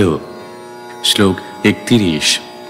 রাজোবাচ ন তে গুডাকেশ যশোধরাণাম বদ্ধাঞ্জলের্বৈ ভয়মস্তি কিঞ্চিৎ ন বর্তিতব্যম ভবতা কথঞ্চন ক্ষেত্রে মদীয়ে ত্বমধর্ম বন্ধুঃ। অনুবাদ: রাজা বললেন, আমরা অর্জুনের যশের উত্তরাধিকারী, তাই তুমি যখন কৃতাঞ্জলি পুটে আমার শরণাগত হয়েছ তখন আমি তোমাকে বধ করব না, কিন্তু তুমি আমার রাজ্যের কোনো স্থানে থাকতে পারবে না, কেননা তুমি অধর্মের প্রধান সহচর। তাৎপর্য: অধর্ম বন্ধু কলি যদি শরণাগত হয় তাহলে তাকে ক্ষমা করা যেতে পারে, কিন্তু কোনো অবস্থাতেই তাকে রাজ্যের কোনো স্থানে নাগরিক রূপে বাস করতে দেওয়া উচিত নয়। পাণ্ডবেরা ছিলেন পরমেশ্বর ভগবানের বিশ্বস্ত প্রতিনিধি। ভগবান শ্রীকৃষ্ণ কুরুক্ষেত্রের যুদ্ধের সংগঠন করেছিলেন, কিন্তু তা তিনি তার কোনো ব্যক্তিগত স্বার্থে করেননি। তিনি চেয়েছিলেন যে মহারাজ যুধিষ্ঠির এবং তার বংশধর মহারাজ পরীক্ষিতের মতো আদর্শ রাজারা যেন পৃথিবী শাসন করেন। তাই মহারাজ পরীক্ষিতের মতো দায়িত্বপূর্ণ রাজা পাণ্ডবদের যশের কথা বিবেচনা করে অধর্ম বন্ধু কলিকে কোনো মতে তার রাজ্যে তার প্রভাব বিস্তার করার অনুমতি দিতে পারেননি। এইভাবেই রাষ্ট্র থেকে সমস্ত পাপ নির্মূল করতে হয়, এছাড়া অন্য কোনোভাবে তা সম্ভব নয়। অধর্মের সহচরদের সম্পূর্ণরূপে রাষ্ট্র থেকে নির্বাসিত করা উচিত, তাহলেই কেবল রাষ্ট্রকে সম্পূর্ণরূপে অসদাচার থেকে মুক্ত করা যায়। শ্লোক 32। ত্বাম বর্তমানম নরদেবদেহেষ্বনুপ্রবৃত্তোऽয়মধর্মপূগः লোভো নৃতম চৌর্যমনার্যমম্হো জ্যেষ্ঠা চ মায়া কলহশ্চ দম্ভঃ। অনুবাদ: কলি বা অধর্মকে যদি রাজা বা রাষ্ট্রনেতা রূপে আচরণ করতে দেওয়া হয় তাহলে অবশ্যই লোভ, মিথ্যা, চৌর্য, অসভ্যতা, বিশ্বাসঘাতকতা, দুর্ভাগ্য, কপটতা, কলহ ও দম্ভ প্রভৃতি অধর্মসমূহ প্রবলভাবে বৃদ্ধি পাবে। তাৎপর্য: আমরা পূর্বেই আলোচনা করেছি যে ধর্মের ভিত্তিস্বরূপ তপশ্চর্যা, শৌচ, দয়া এবং সততা যে কোনো ধর্মাবলম্বী অনুসরণ করতে পারে। সেজন্য হিন্দু বা মুসলমান বা খ্রিস্টান বা অন্য কোনো ধর্মে ধর্মান্তরিত হওয়ার প্রয়োজন হয় না। এইভাবে ধর্ম ত্যাগ করে ধর্মের অনুশাসন না মানলে কোনো লাভ হয় না। ভাগবত ধর্ম মানুষকে প্রকৃত ধর্ম অনুশীলন করতে উদ্বুদ্ধ করে। ধর্মনীতি কোনো মন গড়া বিশ্বাসভিত্তিক আচার অনুষ্ঠান নয়। স্থান এবং কালের পরিপ্রেক্ষিতে এই সমস্ত আচার অনুষ্ঠানের পার্থক্য হতে পারে, কিন্তু সবসময় সচেতন থাকতে হবে যে ধর্মের প্রকৃত উদ্দেশ্য সাধিত হচ্ছে কিনা। প্রকৃত বস্তু লাভ না করে কেবল কতকগুলি আচার অনুষ্ঠানের প্রতি আসক্ত থাকলে কিছুই লাভ হয় না। ধর্মনিরপেক্ষ রাষ্ট্র কোনো বিশেষ বিশ্বাসের প্রতি নিরপেক্ষ হতে পারে, কিন্তু উপরোক্ত ধর্মনীতিগুলি সম্বন্ধে রাষ্ট্রের উদাসীন থাকা উচিত নয়। কিন্তু কলিযুগে রাষ্ট্রনেতারা এই সমস্ত ধর্মনীতির প্রতি সম্পূর্ণ উদাসীন হবেন এবং তার ফলে তাদের পৃষ্ঠপোষকতায় লোভ, মিথ্যাচার, প্রতারণা, চৌর্য প্রভৃতি অধর্মের প্রভাব স্বাভাবিকভাবে বৃদ্ধি পাবে এবং তাই রাষ্ট্র থেকে অসদাচার এবং পাপ আচরণ দূর করার আদর্শ প্রচার করে কোনো লাভ হবে না। শ্লোক 33। न वर्तितव्यं तदधर्मबन्धो धर्मेण सत्येन च वर्तितव्ये ब्रह्मावर्ते यत्र यजन्ति यज्ञैर्यज्ञेश्वरं यज्ञविता न विज्ञाः। অনুবাদ: অতএব হে অধর্ম বন্ধু, পরমেশ্বর ভগবানের সন্তুষ্টি বিধানের জন্য যেখানে সত্য ও ধর্মের ভিত্তিতে যজ্ঞ বিস্তার নিপুণ যাজ্ঞিকেরা যজ্ঞ অনুষ্ঠান করেন, সেই ব্রহ্মাবর্ত প্রদেশে তোমার থাকা উচিত নয়। তাৎপর্য: যজ্ঞেশ্বর বা পরমেশ্বর ভগবান সমস্ত যজ্ঞের ভোক্তা।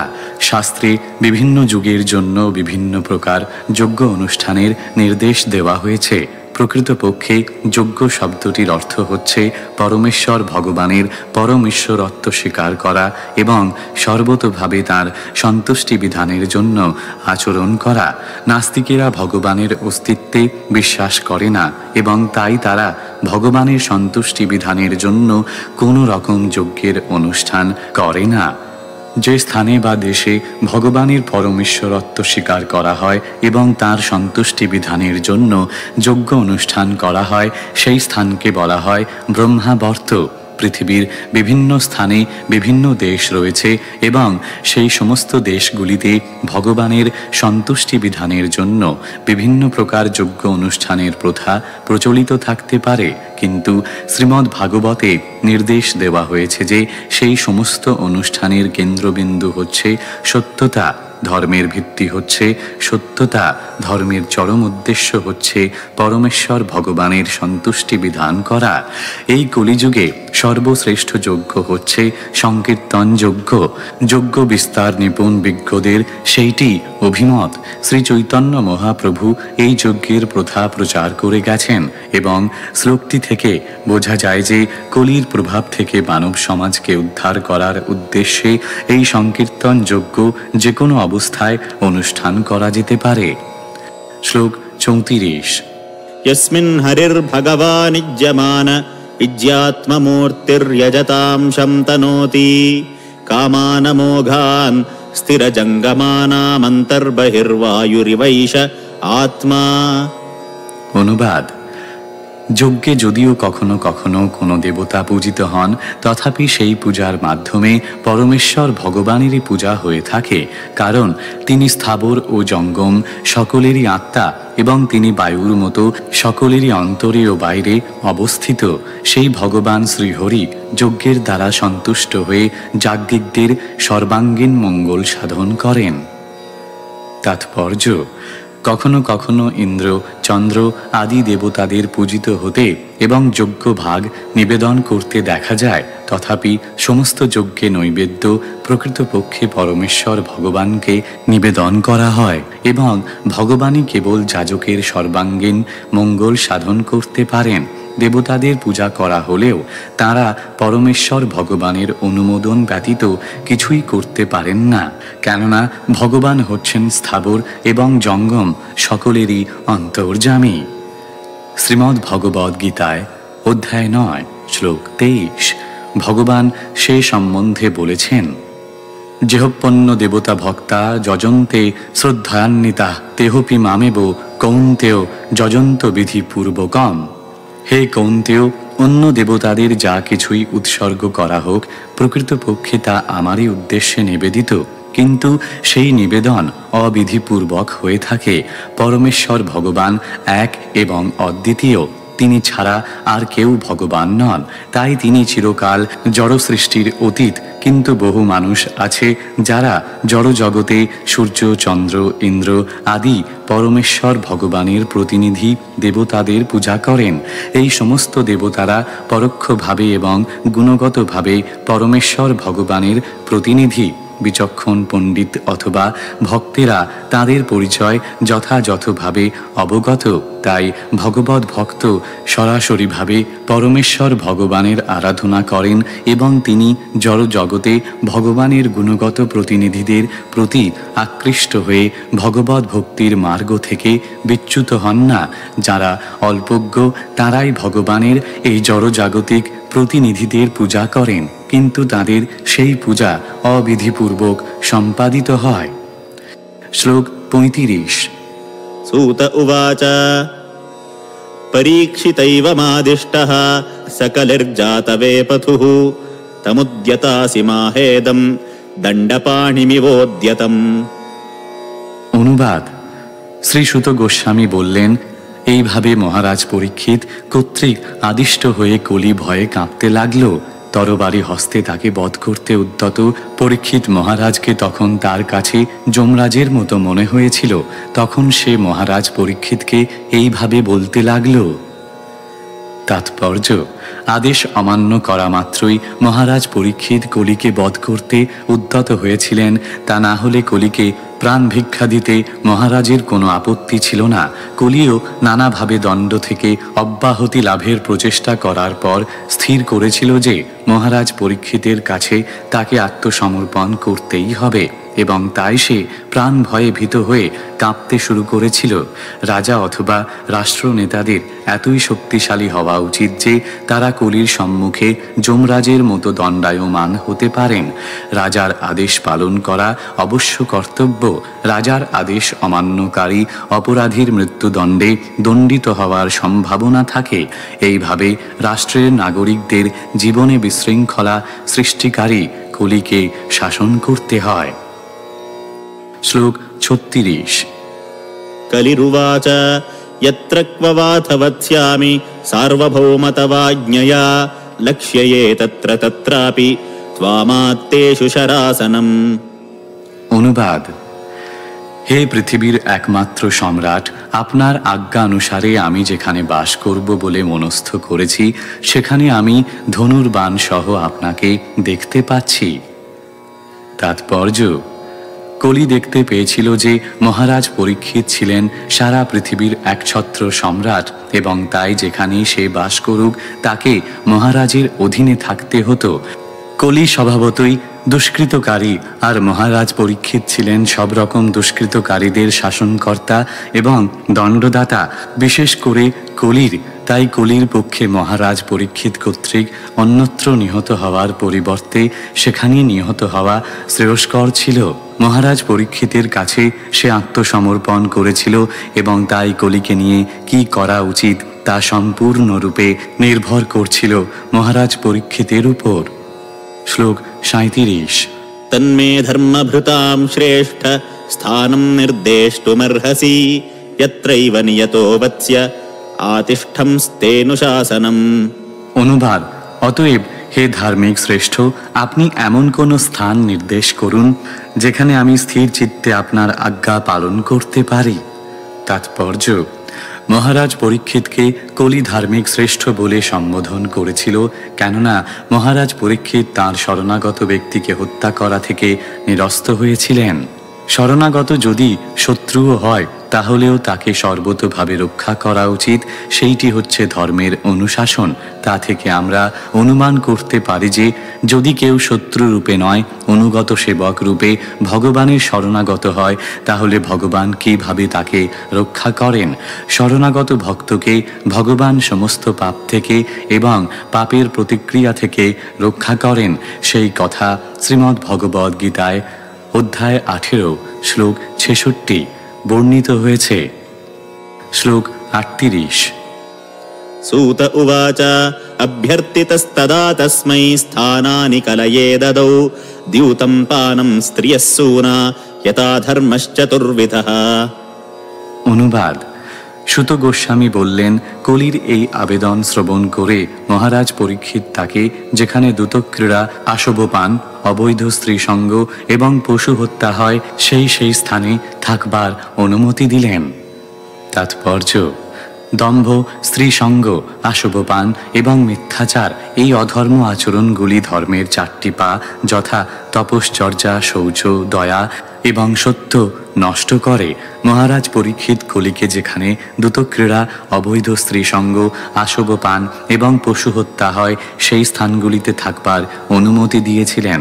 শ্রীল জীব গোস্বামী নির্দেশ দিয়েছেন যে সৌত্রামণি যজ্ঞের মতো শাস্ত্রাদির নির্দেশ বহির্ভূত সুরাপান, বিবাহাতিরিক্ত স্ত্রীসঙ্গ এবং শাস্ত্রের অনুশাসন বিরোধী পশু হত্যা অধর্মাচরণ, বৈদিক শাস্ত্রে প্রবৃত্ত বা জড়ভোগে লিপ্ত এবং নিবৃত্ত বা জড়বন্ধন মুক্ত এই 2 ধরনের ব্যক্তিদের জন্য 2 প্রকার অনুশাসন রয়েছে। প্রবৃত্তদের জন্য বৈদিক নির্দেশ ধীরে ধীরে তাদের নিয়ন্ত্রিত করে মুক্তির পথে এগিয়ে নিয়ে চলে।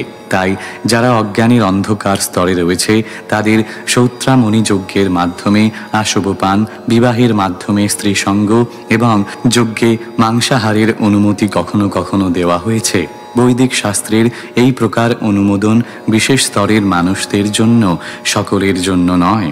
কিন্তু যেহেতু এগুলি বিশেষ ধরনের মানুষদের জন্য বৈদিক শাস্ত্র নির্দেশ, তাই প্রবৃত্ত মার্গীদের জন্য এই আচরণগুলি অধর্ম আচরণ নয়।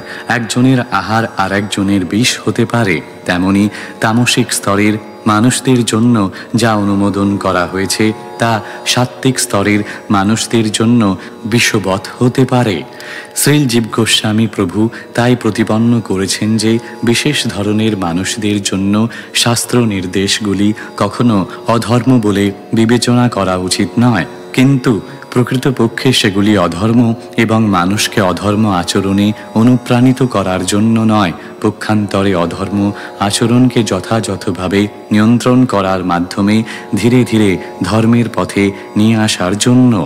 মহারাজ পরীক্ষিতের পদাঙ্ক অনুসরণ করে সমস্ত রাষ্ট্রনেতাদের কর্তব্য হচ্ছে ধর্মনীতি, অর্থাৎ তপশ্চর্যা, শৌচ, দয়া এবং সত্য যথাযথভাবে প্রতিষ্ঠা করা এবং দম্ভ, অবৈধ স্ত্রীসঙ্গ বা বেশ্যাবৃত্তি, আশবপান এবং মিথ্যাচার রূপী অধর্ম সর্বতোভাবে প্রতিহত করা এবং খারাপ সওদার সর্বোত্তম ব্যবহারের জন্য যেখানে দূতক্রীড়া, আশবপান, বেশ্যাবৃত্তি এবং পশু হত্যা হয় সেখানে কলিকে নির্বাসন দেওয়া যেতে পারে।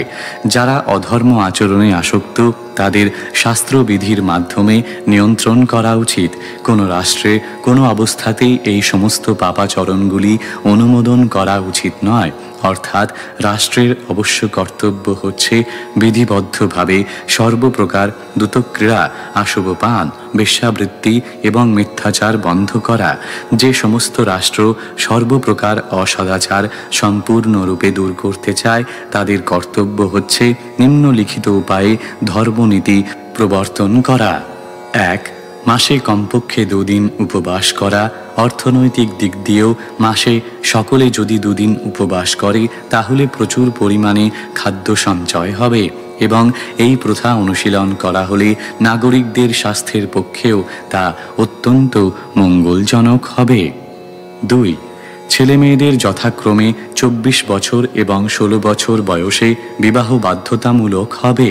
স্কুল এবং কলেজে ছেলে মেয়েদের একত্রে শিক্ষা লাভে কোনো ক্ষতি নেই যদি ছেলে এবং মেয়েরা যথাসময়ে যথাযথভাবে বিবাহিত হয় এবং যদি ছাত্রছাত্রীদের মধ্যে ঘনিষ্ঠ সম্পর্ক গড়ে ওঠে তাহলে অবৈধ সম্পর্কে সম্পর্কিত না হয়ে তাদের যথাযথভাবে বিবাহ করা উচিত। বিবাহ বিচ্ছেদ বেশ্যাবৃত্তি অনুপ্রাণিত করে, তাই তা সম্পূর্ণরূপে নিষিদ্ধ হওয়া উচিত। 3. রাষ্ট্রে অথবা মানব সমাজে এককভাবে এবং যৌথভাবে পারমার্থিক পরিবেশ সৃষ্টি করার জন্য নাগরিকদের তাদের আয়ের 50% পর্যন্ত অবশ্যই দান করতে হবে। নিম্নলিখিত মাধ্যমে শ্রীমদ্ ভাগবতের নীতি প্রচার করতে হবে। ক. কর্মযোগ বা ভগবানের সন্তুষ্টি বিধানের জন্য সবকিছু করা। খ. ভগবত ভক্ত বা তত্ত্ববেত্তা মহাজনের কাছে নিয়মিতভাবে শ্রীমদ্ ভাগবত শ্রবণ করা। গ. গৃহে অথবা উপাসনালয়ে সম্মিলিতভাবে ভগবানের মহিমা কীর্তন করা। ঘ. শ্রীমদ্ ভাগবতের বাণী প্রচারক ভাগবতদের সর্বতোভাবে সেবা করা এবং ঙ. ভগবত চেতনাময় পরিবেশে বাস করা। রাষ্ট্র যদি উপরোক্ত পন্থায় নিয়ন্ত্রিত হয় তাহলে স্বাভাবিকভাবে সর্বত্র ভগবত চেতনা বিরাজ করবে। সর্বপ্রকার দ্রুতক্রীড়া এমনকি ফাটকাবাজির ব্যবসা চেতনাকে অধোমুখী করে এবং রাষ্ট্রে যখন দ্রুতক্রীড়া অনুমোদন করা হয় তখন সততা সম্পূর্ণরূপে অন্তর্হিত হয়ে যায়। যুবক যুবতীদের নির্দিষ্ট বয়সের ঊর্ধ্বে অবিবাহিত থাকতে দেওয়া এবং সর্বপ্রকার পশু হত্যা অচিরেই বন্ধ করা উচিত। যারা মাংস না খেয়ে থাকতে পারে না তাদের শাস্ত্রের নির্দেশ অনুসারে মাংস খেতে দেওয়া যেতে পারে, অন্যথায় নয়। সর্বপ্রকার মাদকদ্রব্য এমনকি ধূমপান, তামাক সেবন অথবা চা পান আইনত নিষিদ্ধ করতে হবে। শ্লোক 39। पुनश्च याचमानाय जातरूपमदात् प्रभुः ततो नृतं मदं कामं रजो वैरं च पञ्चमम्। অনুবাদ: কলি পুনরায় স্থান প্রার্থনা করলে মহারাজ পরীক্ষিত তাকে সুবর্ণে বসবাসের অনুমতি দান প্রদান করলেন, কেননা যেখানেই সুবর্ণ সেখানেই মিথ্যা, মত্ততা, কাম এবং হিংসা বর্তমান। তাৎপর্য: যদিও মহারাজ পরীক্ষিত কলিকে 4টি স্থানে থাকবার অনুমতি দিয়েছিলেন, তথাপি কলির পক্ষে সেই স্থানগুলি খুঁজে পাওয়া অত্যন্ত দুষ্কর হয়েছিল, কেননা পরীক্ষিত মহারাজের রাজত্বকালে কোথাও সেই সমস্ত পাপ কর্মগুলির আচরণ হতো না। তাই কলি পরীক্ষিত মহারাজের কাছে আবেদন করেছিল তাকে এমন কোনো স্থান দেওয়া হোক যেখানে তার অসৎ উদ্দেশ্যগুলি সে সাধন করতে পারে। মহারাজ পরীক্ষিত তাই তাকে যেখানে সোনা থাকে সেখানে থাকবার অনুমতি দিয়েছিলেন, কেননা যেখানে সোনা সেখানে পূর্বোক্ত 4টি অধর্ম যুগপৎ বিরাজ করে, অধিকন্তু সেখানে শত্রুতা নামক একটি পঞ্চম অনর্থ বিরাজ করে। এইভাবে কলি স্বর্ণকে আশ্রয় করল। শ্রীমদ্ ভাগবতের বর্ণনা অনুসারে এই স্বর্ণ মিথ্যাচার, আশুভ পান, বেশ্যাবৃত্তি, হিংসা এবং শত্রুতাকে বৃদ্ধি করে। এমনকি স্বর্ণভিত্তিক বিনিময় এবং মুদ্রাও মন্দ। স্বর্ণভিত্তিক মুদ্রা মিথ্যার উপর প্রতিষ্ঠিত, কারণ সেই মুদ্রা সঞ্চিত স্বর্ণের সমান মূল্য বিশিষ্ট হয় না। এই প্রথাটি প্রতারণাপূর্ণ, কারণ সঞ্চিত স্বর্ণের থেকে অনেক বেশি পরিমাণে নোট ছাপা হয়। কৃত্রিমভাবে মুদ্রাস্ফীতির ফলে রাজ্যের অর্থনীতির প্রবঞ্চনা হয়। মুদ্রার যথার্থ মূল্য হ্রাস পাওয়ার ফলে বা কৃত্রিম মুদ্রার প্রভাবে দ্রব্যমূল্য বৃদ্ধি পায়। কালো টাকা ভালো টাকাকে দূর করে দেয়।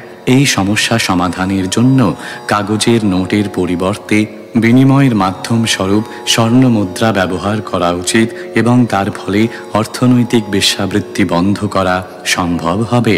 স্ত্রীলোকদের যথাযথ নিয়ন্ত্রণের মাধ্যমে স্বর্ণ অলঙ্কার ব্যবহার করতে দেওয়া যেতে পারে এবং সেই নিয়ন্ত্রণ গুণগতভাবে নয়, পক্ষান্তরে আয়তনগতভাবে হওয়া উচিত। তার ফলে কাম, হিংসা এবং শত্রুতা রোধ করা সম্ভব। যখন প্রকৃত স্বর্ণ মুদ্রা বিনিময়ের মাধ্যম হিসাবে ব্যবহৃত হবে, তখন মিথ্যাচার, বেশ্যাবৃত্তি ইত্যাদি অধর্মের অঙ্গগুলি যা স্বর্ণের প্রভাবে বৃদ্ধি পায় তা আপনা থেকেই বন্ধ হয়ে যাবে। তখন আরও প্রতারণা এবং প্রবঞ্চনা করার জন্য কোনো দুর্নীতি বিরোধী মন্ত্রণালয়ের প্রয়োজন হবে না। শ্লোক 40।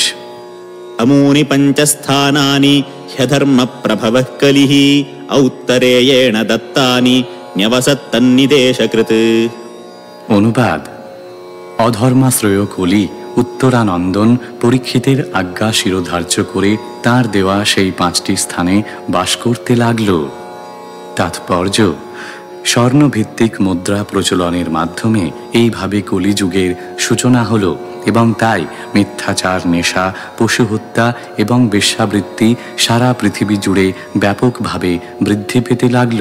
যদিও সুস্থ মস্তিষ্ক সম্পন্ন মানুষেরা এই সমস্ত অসৎ আচরণ বন্ধ করতে আগ্রহী, তথাপি কলির প্রভাবে তাদের প্রচেষ্টা পদে পদে ব্যর্থ হচ্ছে।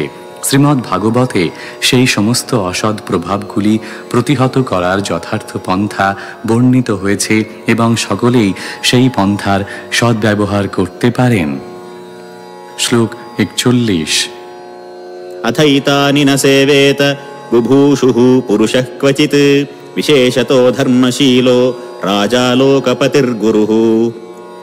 অনুবাদ: অতএব যে মানুষ মঙ্গলময় প্রগতি আকাঙ্ক্ষা করেন, বিশেষ করে রাজা, লোকনেতা, ধর্মনেতা, ব্রাহ্মণ এবং সন্ন্যাসী, তাদের পক্ষে ওই সমস্ত অধর্ম আচরণে লিপ্ত হওয়া কখনো উচিত নয়। তাৎপর্য: ব্রাহ্মণেরা অন্য সমস্ত বর্ণের গুরু এবং সন্ন্যাসীরা হচ্ছেন সমস্ত বর্ণ এবং আশ্রমের গুরু। তেমনি রাজা এবং জননেতারা সমস্ত জনসাধারণের জাগতিক উন্নতির দায়িত্বভার বহন করেন। পরমার্থপরায়ণ মানুষেরা এবং যারা দায়িত্বশীল মানুষ অথবা যারা তাদের দুর্লভ মানব জীবনের অপচয় করতে চান না, তাদের কর্তব্য হচ্ছে সমস্ত অধর্ম আচরণ থেকে বিরত থাকা, বিশেষ করে অবৈধ স্ত্রী সঙ্গ থেকে। ব্রাহ্মণ যদি সত্যবাদী না হয়, তাহলে তার ব্রাহ্মণত্বের দাবি তৎক্ষণাৎ নষ্ট হয়ে যায়।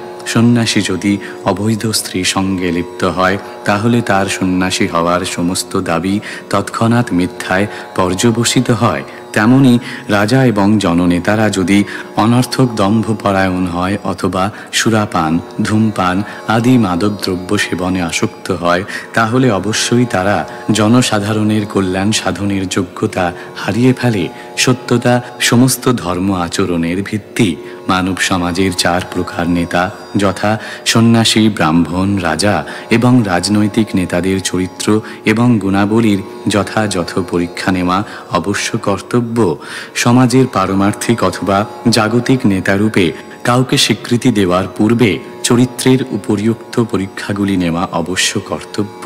জনসাধারণের এই ধরনের নেতারা জাগতিক শিক্ষায় উচ্চশিক্ষিত না হতে পারেন, কিন্তু তাদের জুয়া, পাশা ইত্যাদি খেলা, নেশা, অবৈধ স্ত্রী সঙ্গ এবং পশু হত্যা এই 4টি পাপকর্ম থেকে সম্পূর্ণভাবে মুক্ত হওয়া অবশ্য কর্তব্য। শ্লোক 42। पुरुषस्य नष्टां स्त्रीन् पादान् तपःशौचं दयामिति प्रतिसन्दध आश्वास्य মহিম চ সমবর্ধয়ত। অনুবাদ। তারপর মহারাজ পরীক্ষিত বৃষরূপ ধর্মের তপ, শৌচ এবং দয়ারূপ তিনটি ভগ্ন চরণ পুনঃ প্রতিষ্ঠিত করেছিলেন এবং তার আশ্বাসপূর্ণ কার্যকলাপের মাধ্যমে পৃথিবীর প্রভূত উন্নতি সাধন করেছিলেন। তাৎপর্য: কলিকে বিশেষ স্থান নির্দিষ্ট করে মহারাজ পরীক্ষিত প্রকৃতপক্ষে কলিকে প্রতারণা করেছিলেন। কলির উপস্থিতিতে বৃষরূপী ধর্ম এবং গাভীরূপী ধরিত্রীর অবস্থা দর্শন করে তিনি তার রাজ্যের সাধারণ অবস্থা বুঝতে পেরেছিলেন এবং তাই তিনি তৎক্ষণাৎ তপশ্চর্যা, শৌচ এবং দয়ারূপী ধর্মের তিনটি চরণ পুনঃপ্রতিষ্ঠা করার যথাযথ ব্যবস্থা নিয়েছিলেন। আর পৃথিবীর মানুষের মঙ্গল সাধনের জন্য স্বর্ণের মূল্য যাতে যথাযথভাবে নির্ধারিত থাকে তাও তিনি লক্ষ্য রেখেছিলেন। স্বর্ণ অবশ্যই মিথ্যাচার, নেশা, স্ত্রীসঙ্গ এবং হিংসা উৎপাদন করে, কিন্তু আদর্শ রাজা বা রাজনৈতিক নেতা অথবা ব্রাহ্মণ বা সন্ন্যাসীর যথাযথ পরিচালনায় সেই সোনা ধর্মরূপ বৃষের ভগ্ন পদগুলি পুনঃপ্রতিষ্ঠা করার জন্য যথাযথভাবে ব্যবহার করা যেতে পারে।